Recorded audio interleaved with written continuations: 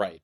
And I think that leads to lesson two, right? Which you had alluded to, which is, your leadership team isn't actually aligned and it shows. And so, to your point, when those really critical decisions need to be made, everybody has to be on the same page because they need to be made quickly and 100%. they need to be made efficiently. And a lot of times, those things happen not because people are lazy or haven't thought through the process, they're just incidental impacts of a large scale project. Hey, we thought through everything, we missed this piece. Yeah.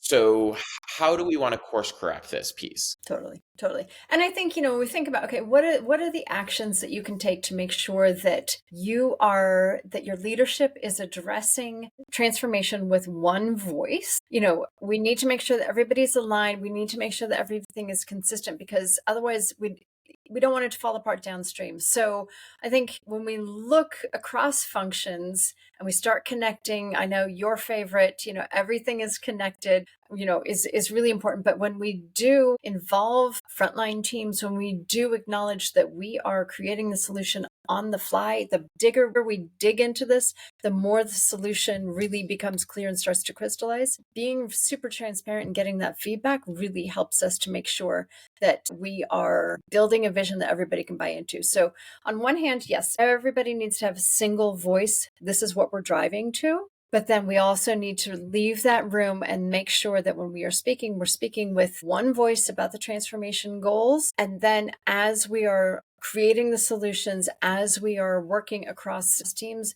that we are keeping those in mind as we start to put together and connect the dots. Well, I agree. And I love the vulnerability aspect of that because connecting the dots is really at times saying, I don't know everything, right? So, Absolutely.